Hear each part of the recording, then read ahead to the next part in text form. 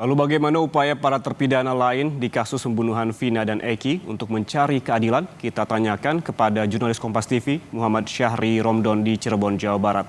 Selamat siang Syahri, ini salah satu terpidana yang sudah bebas. Sakatata sedang mengajukan peninjauan kembali. Lalu bagaimana saat ini progres atau perkembangannya dan apa alasan dari Sakatata mengajukan peninjauan kembali? Syahri.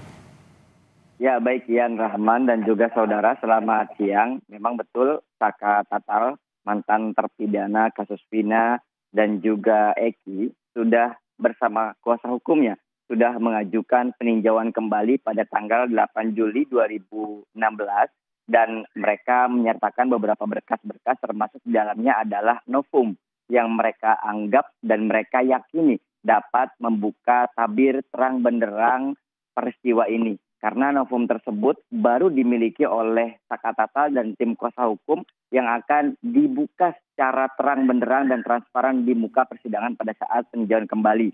Berkas-berkas tersebut telah diterima dan ditanggapi oleh Pengadilan Negeri Kota Cirebon tertanggal 10 Juli 2024 dengan isi bahwa Sakatata dan pihak kuasa hukum untuk menghadiri pemanggilan pertama pada 24 Juli 2024 atau hari Rabu depan atau pekan mendatang. Artinya progres upaya Sakatata mengajukan PK itu sudah sedang dilakukan dan sedang menunggu panggilan berikutnya. Sementara novum-novum yang telah mereka siapkan termasuk juga saksi, termasuk juga ahli sudah disiapkan dan dipastikan akan menghadiri pada 24 Juli mendatang. Iya.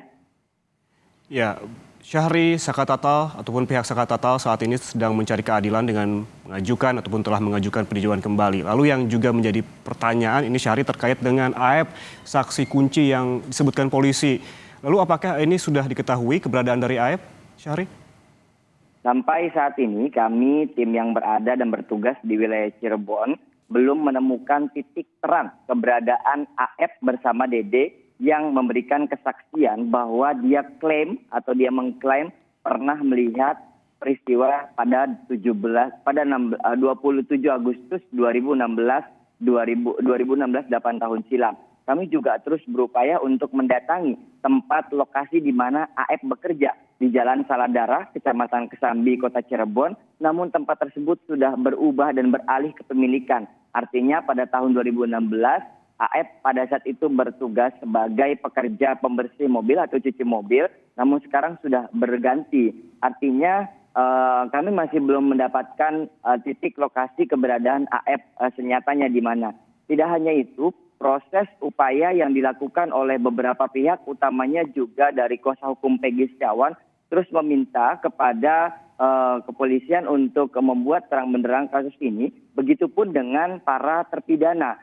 Karena sampai saat ini tidak hanya Sakatata, 4 terpidana lainnya juga sedang berupaya untuk mengajukan peninjauan kembali dengan menghadirkan beberapa saksi-saksi dan juga novum yang saat ini mereka susun dan siap dilaporkan untuk menghadiri untuk menjalani proses PK tersebut. Mereka meyakini bahwa apa yang diklaim oleh AF pada tahun 2016 lalu itu tidak berdasarkan fakta senyatanya.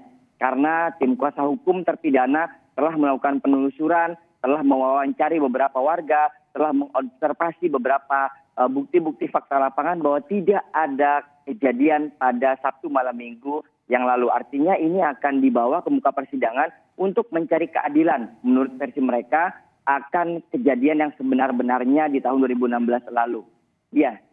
Keberadaan saksi AF hingga saat ini masih terus dicari setelah dilaporkan terkait dengan dugaan kesaksian palsu. Terima kasih jurnalis Kompas TV Muhammad Syahri Romdon melaporkan langsung dari Cirebon, Jawa Barat.